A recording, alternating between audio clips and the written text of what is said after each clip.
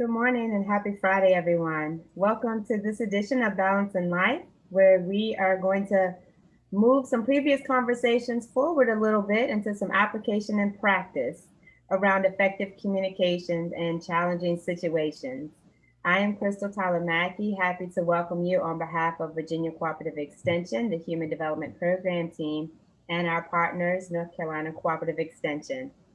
I am going to quickly move out of the way, but I do want to invite you to post questions and thoughts in the chat box today. My colleagues, Bethany and Herman, will join me in moderating the chat box. Alan Rasmussen, one of our faves, is back to talk us through some of this effective communication. Many of us have had these concerns, and you've said we want more, we want to go deeper in this conversation. And so Alan is going to take some time today to, remind us of some groundwork, but then he's going to take some examples and questions from you. So if you have a situation, please leave out names. But if you have a situation you'd like for him to talk through and we can practice how you do this effective communication, by all means, put them in the chat box and we'll put as many of those forward to Alan as possible. We do have some that came in prior to the session that we'll also share. So very quickly, if you're going to post in the chat, you have two options. Your first default option is going to post the question or thought just to the panelists. So Alan, Herman, Bethany, and I will be the only ones who see it.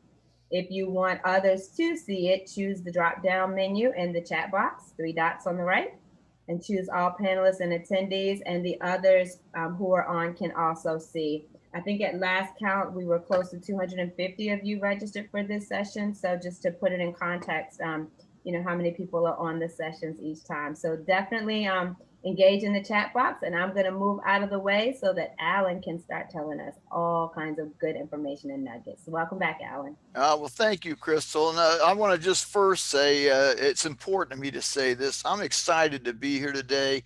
Once again, I get an opportunity to do a Balancing Life series training with Virginia Cooperative Extension and spend time with all of you all. That means a lot to me. So I do want to do a small introduction for those that may be new to me being on here, but I am a prevention specialist with Rappahannock Community Services based in Culpeper, Virginia. I have been working for that agency since 2003. I am also a professor for the University of Virginia's Bachelor of Interdisciplinary Studies program, and have worked in that capacity for since 2002, teaching two criminal justice courses. And I am also a counselor with National Counseling Group. I am board of licensing certified as a qualified mental health practitioner, able to work with adults and children. And I know you see this gray hair, so you may say, what's this guy been doing before 2002? I spent 28 years working for the Virginia Department of Corrections. I retired in 2003 as a chief probation and parole officer, having supervised and directed the offices in Charlottesville, Virginia, and Culpeper, Virginia. Now, today, look, this COVID-19 pandemic, we keep talking about it, but it is having a significant mental, emotional, and physical impact on individuals of all ages. It is also affecting our behaviors and our ability to communicate effectively and appropriately with one another. Today, I want to review some key points from my Strengthening Family Relationships at Tough Times and Managing Difficult Communications presentations. I want to talk more comprehensively about interpersonal behavior and communication dynamics. So, and when I'm done with that, I would like to have the opportunity, and it's built into the presentation, for us to practice using what we have learned. Now, I'm going to let me share my screen. I'll put my PowerPoint up here and we'll get started.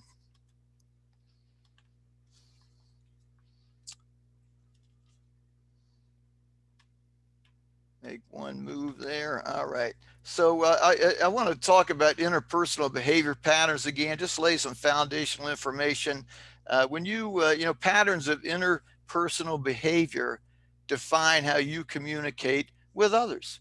So that's why we're talking about communication skills.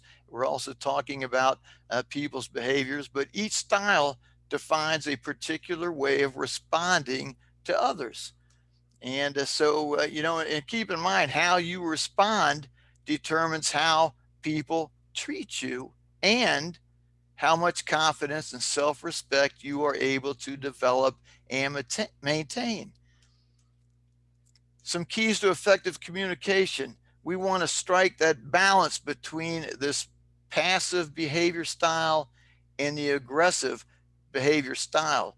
In my past presentations, we talked about all those, I'm going to give you some key points about them. The passive behavior style. What's that look like? People that are in this passive behavior style, they allow people to intimidate them. They allow others to push them around. They allow people to tell them what to do.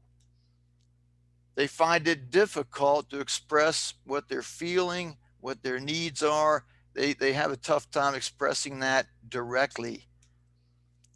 They use indirect methods or manipulation sometimes in their communication. And, when they do that, it usually leaves the other person involved sometimes feeling like they've been used because they really don't understand what the person's feeling, what they're thinking. So they can get confused or sometimes feel like they've been used. Now, and it's easier than saying no. Uh, they have a tough time saying no. And the way being passive allows them, it's less emotionally draining for them, and they feel it prevents rejection. Now, when you look at the aggressive behavior style, they always put their needs and desires before those of others. That little quote, it's all about them, maybe, but they're often combative and argumentative. They're ready to fight at the first sign of perceived resistance. If somebody says they want to disagree or we maybe should do something else or let's talk about that, they are ready to fight because they want what they want. It's a win lose situation, win for them and lose for the others. They can be demanding and threatening in their approach. When they do that, it creates a hostile resentment in other people, and actually these people are somebody they may need to help them do things or develop a relationship, but it's kind of a relationship destroyer. When you look at assertive, they stand up for themselves and what they need and desire. They'll stand up. And I know sometimes people think that's being aggressive, but as you hear more about this, you'll see that standing up for yourself is not aggressive. You have a right to express yourself, and we'll go over that in a minute. But it is not being aggressive. They refuse to be bullied.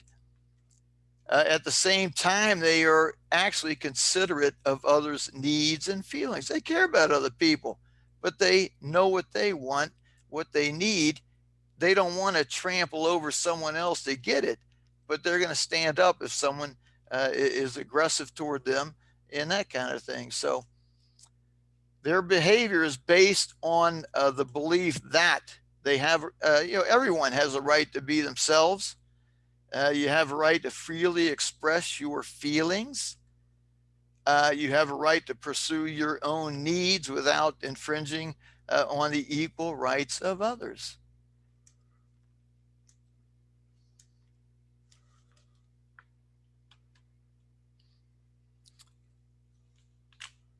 They believe that you can pursue goals with honesty, openness, and conviction. They express, not repress their feelings. They also know when to do it at appropriate times. They don't just say, hey, I'm going to say what I feel right now, whether you like it or not. They're empathetic about that, and they time their delivery. They avoid resentment and anger because they care about others, but they're also going to talk what they want.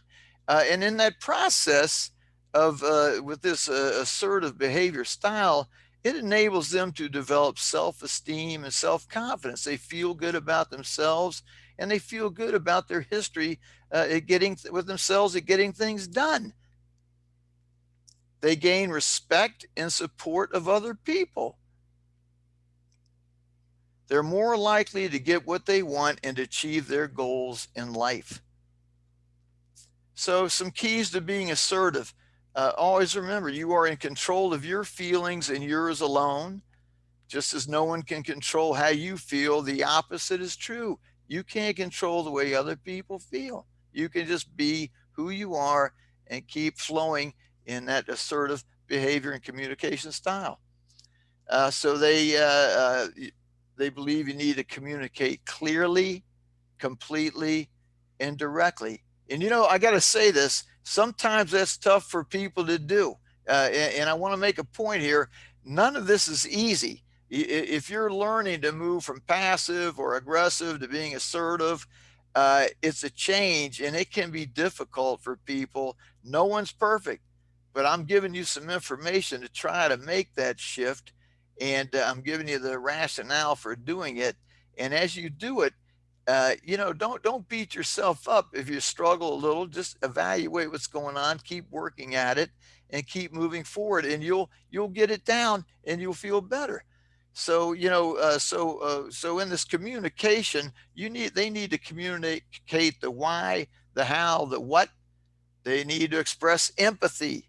You always need to express empathy. What do others feel? What are they experiencing? I want to understand that too, but I want you to understand what I'm feeling as well. You got a relationship when that's going on. You hear me? And that develops trust, and you can work together.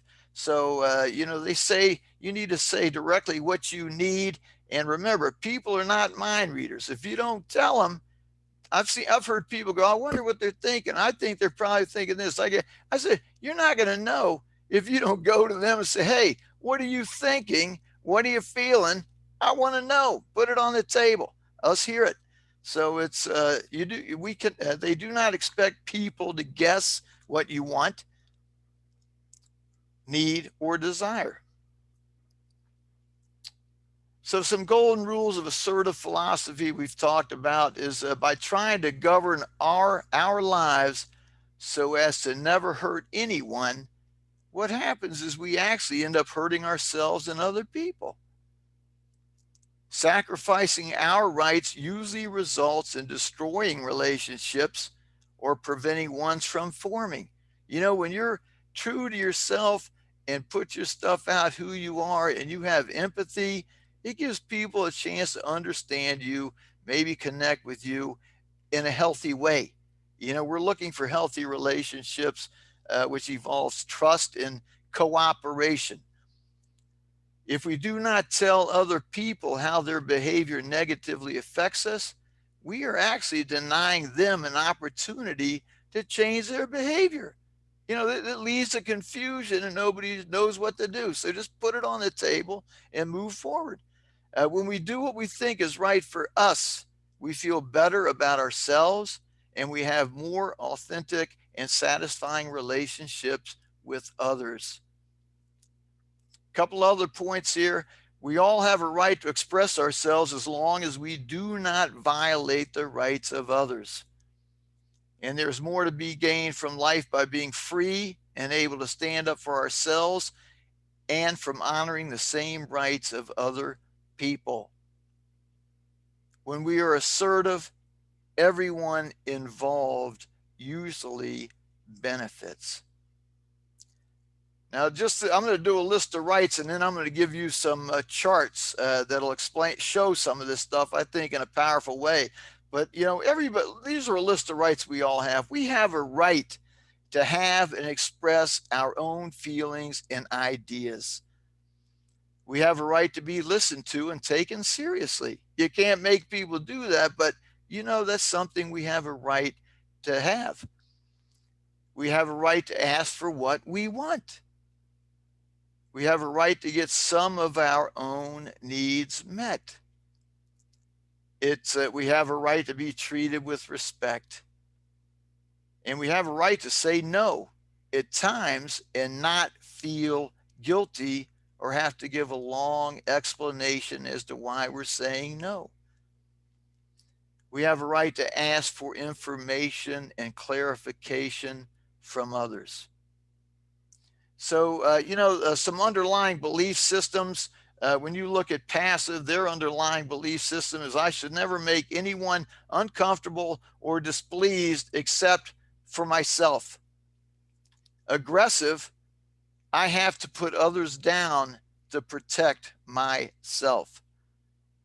Assertive, I have a responsibility to protect my own rights. I respect others, but not necessarily their behavior. So here's these. I like these charts when we talk about effective communication, and I know we want to have some time to practice. I'm getting there. 3 more slides, but in these, it's all about moving forward with these charts. Moving forward, achieving goals, making things happen. And so let's say you have someone who is in that passive communication behavior style, the behavior style and communication style. So if we respond aggressively, how does that work out? What happens is if someone's aggressive, they're going to walk all over this person, right? I mean, they're going to look at their rights. I want what I want. I don't care about you. And I mean, you decide what you want. But like we said before, that usually is somewhat of an abusive relationship. It's not a joint relationship. And so it has its own set of problems. Now, if passive communicates with passive, they're interacting. I mean, we're talking about what, two people that have trouble expressing what they want, what they feel. You can do the guess on that, but my instincts tell me not much is going to get accomplished when everybody's passive. I don't want to be negative, but it's hard to see it happening. Now, if you're in a passive communication style and this stuff is going on, you're trying to move forward. People can get upset about what's going on.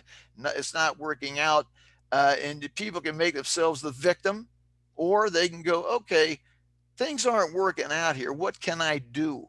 And this is where you begin to cope and come up with strategies. If you need to get professional help, get it. But look to move forward and have functional behavior style and interaction with others on the communication level that's functional. So when you cope, and you do that by being assertive. Let's use that assertive communication behavior style. What happens when you do that, man? You begin to care about others. Let's try to move forward. And we'll explain this again in a minute, because I'm going to put assertive at the top.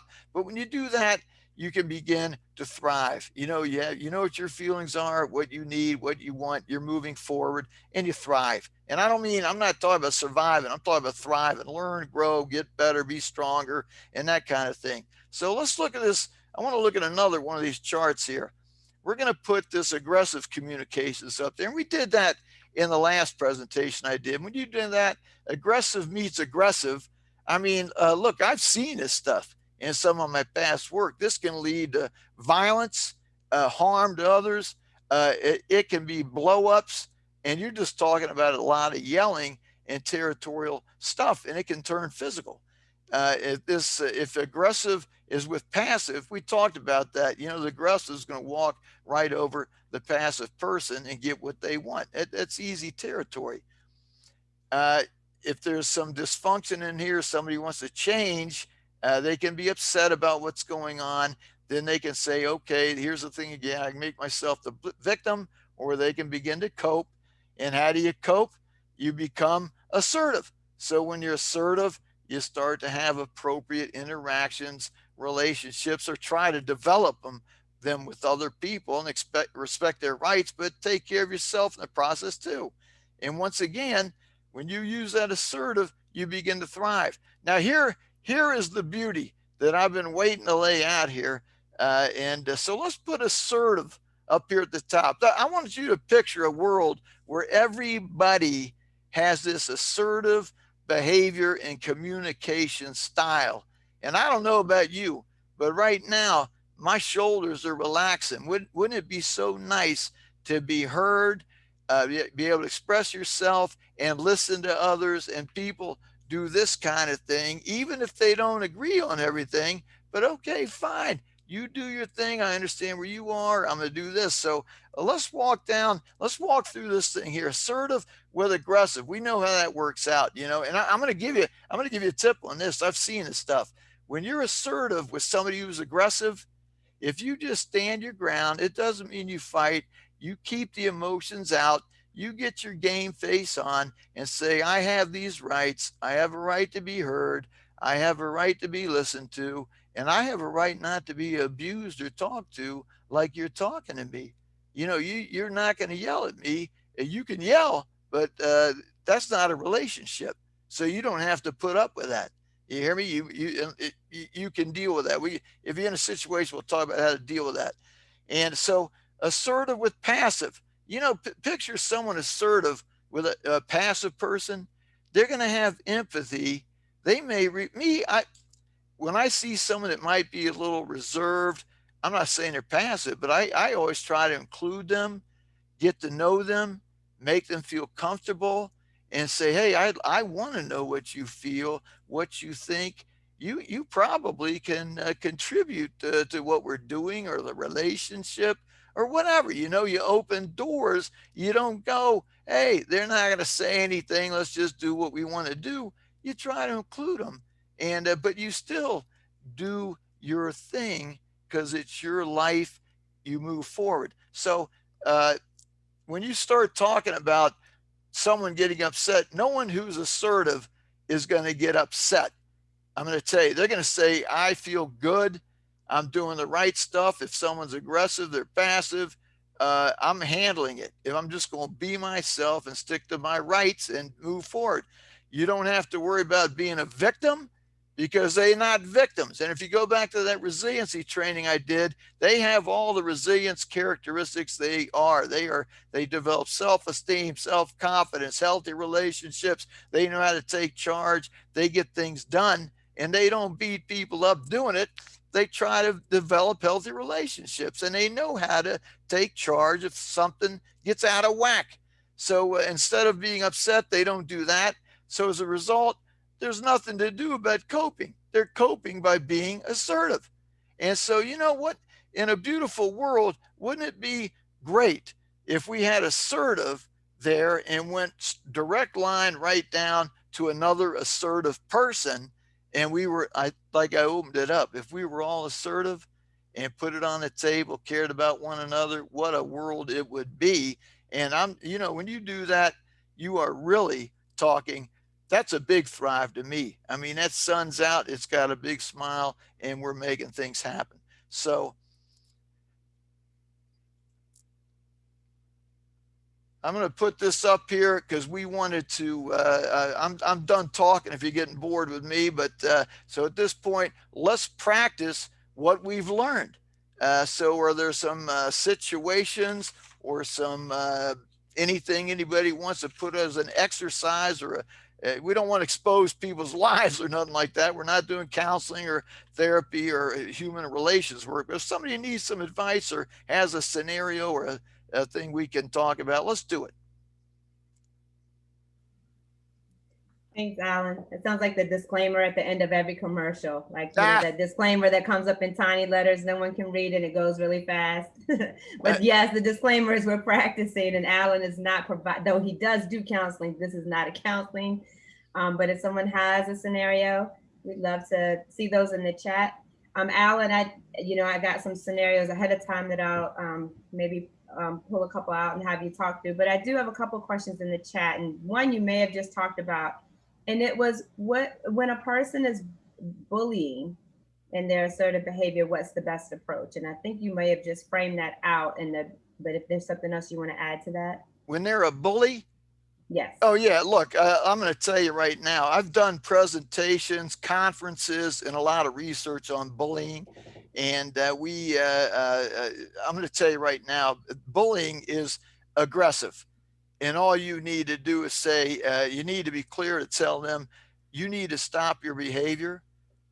You're not going to be aggressive with me. It's hurtful. It's making me uncomfortable, and I don't like it.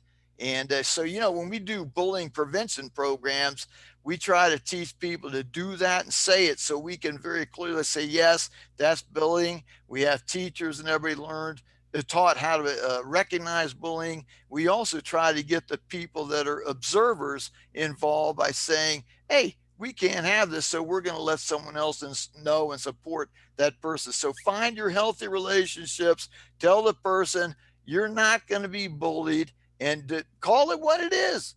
And tell them what you feel and how it's making you feel, so they know the definition of bullying is, when they have a power position, they're making you uncomfortable, it's unpleasant. Those are characteristics that you need to be able to express to somebody. And then I would go to, if it's on a job or if it's in your relationship, whatever, wherever it is, you need to find a way to make that stop. Because I've seen it lead to people getting depressed. With kids, I've seen them get depressed and have thoughts of suicide. So that bullying, uh, look, don't even get me started how I feel about bullying. And lots of times with the bully, you'll find that the bully has a gang of supporters, and that Yes. makes it even tougher, especially if you don't have a gang of supporters with you, or your gang doesn't feel like stepping up and being assertive, and then you kind of like overwhelmed.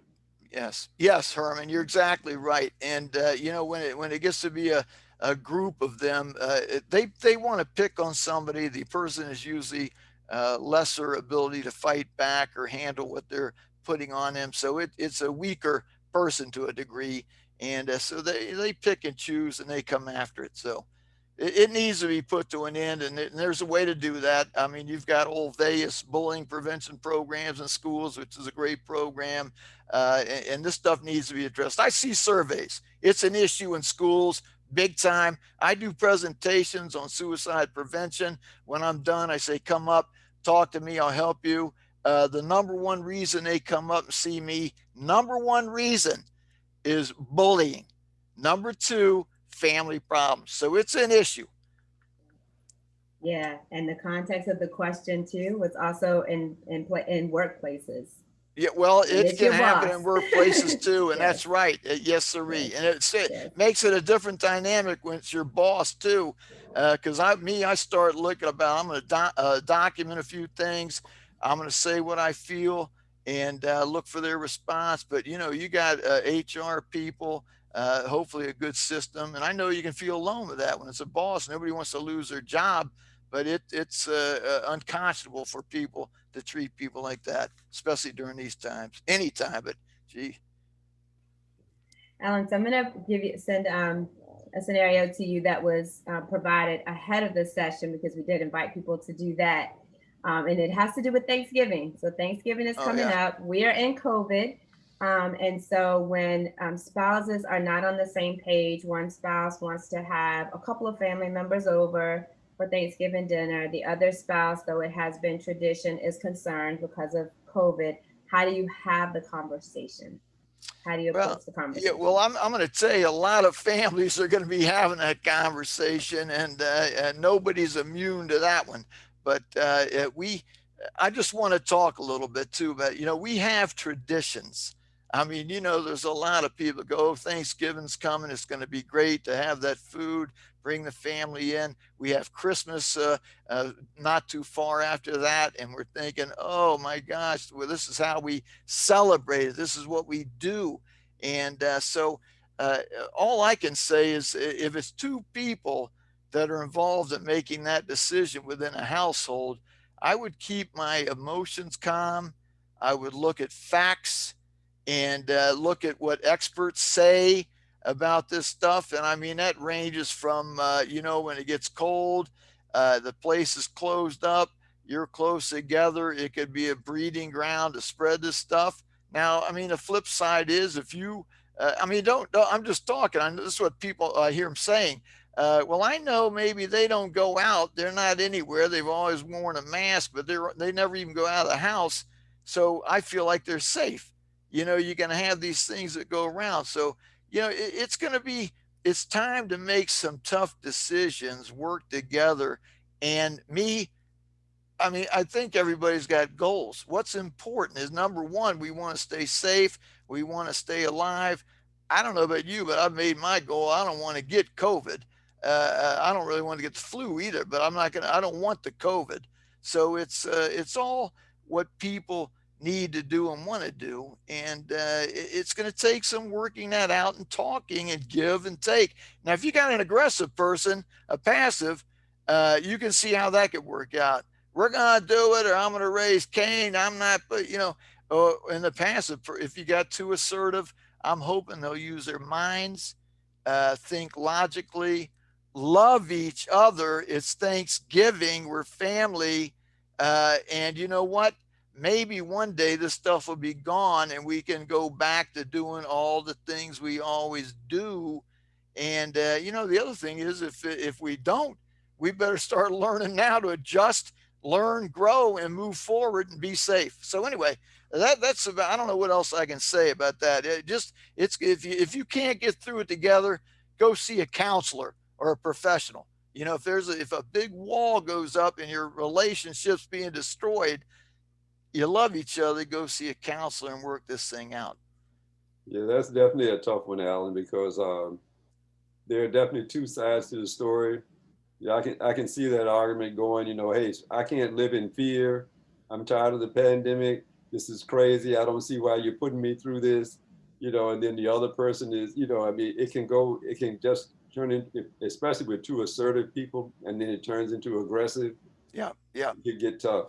It can. And Herman, I appreciate you saying that, because outside of the Thanksgiving thing, I can't tell you the number of times. Look, I get out in the community, I talk to people. I'm a distance of me, but when you know people, you know people. But I'm hearing more and more people talk about how people's moods have changed.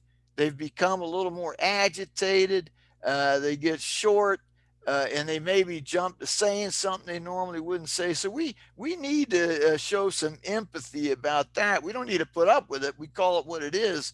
But this COVID thing is changing people's personalities some, and we need to say, look, I love you, or I care about you, or I see what's going on. But if you address it, maybe people can work on keeping calm. But this thing is changing people. And I think, Crystal, we talked too about triggers that people have. When you look at that emotional reaction pattern chart, if you can recognize triggers that might lead to emotional outburst, like not being heard, I don't feel like I'm understood, no one cares about me, or whatever. People know these triggers. And so when you feel those, it's always good to come up with a strategy on how to manage those. So even when I do counseling, I spend a lot of time with people. What's your goal? You want to do this? Well, is being aggressive, getting angry, being agitated, is that going to get you there? Not really. Okay, so how do we stop that? What are your triggers? Let's come up with strategies to handle those. And so we try to stay in that assertive flow and use appropriate social skills and be respectful and caring in our interactions. That goes a long way if you can do that. Thanks, Alan. Alan, I have one more that is going to push the Thanksgiving question a little bit further. Because my mother's 93, lives alone but close to me. She would be devastated if we didn't get together for the holidays, but she is seeing friends with masks, going out a little, and I don't feel comfortable seeing her right now. I have health issues that can make it really bad for me to catch COVID. What do I do about this? Well, look, first again, I'm not going to tell anybody what to do, but I understand that dynamic too. And so there's a 93-year-old mother. She's feeling comfortable with a mask going out. And then the person is asking this, I clearly hear they have health problems and they're on a different dynamic. And the 93-year-old, I'm not telling them how to think, but if they get that stuff, you know the deal. They could have some major problems. Maybe they won't. I'm not an expert on everything like that. But if you have health problems that could put you at risk, we need to remember this COVID is a deadly issue. It's not like, hey, I'll get a cold. Maybe, I don't know how it could react on everybody, but the fact is it can kill people. So if you feel that you want to stay away from anything that might give it to you, and you have issues that, I mean, that's what the experts say do, then you might have to just say, look, mom, I love you. but this is the way I feel. We need to have people who respect one another. And so, you try to go through it and handle it that way. You have a right to feel what you feel and get what you want without feeling guilty. And I don't, it's an upsetting, it's upsetting. It upsets me Mhm. talking about it, but this is what we're headed into. So we need to watch out, take care of ourselves, and come out of this thing alive, healthy, and let's move forward, learn, grow, and live another year. I think thank you for calling out the not feeling guilty, because I think that's where so many people may find themselves. So just cautioning us and raising that up early on, because I think many people may feel in a spot that they're going to do something because they feel guilty if they didn't, and it's based on someone else's desires or wants, and we can feel in the, but it's my, people that you care about deeply, love deeply, respect deeply, but it's my, fill in the blank. So I appreciate you raising that up, Yeah, Alan. and I'd like to say one more thing if I can. I know we're pushing time, and this is short, but I want to make clear I'm not in here just researching this and talking about it. These topics, I don't mind telling you, I've walked this walk in my life from a young man, an adolescent forward. I've walked it. So I've learned, and I went to some counseling myself to be assertive, not be aggressive, not be passive. I wanted to take care of myself and do what was right. And I don't do everything perfect. I can tell you right now, I still make mistakes. I don't mind putting that on the table, but I like to think about it. I don't beat myself up. I go, okay, let's give it another shot and keep moving forward. But this is not easy. But the more you do it, I assure you this, you are going to feel better. You're going to enjoy your life, get done what you want. It's your life.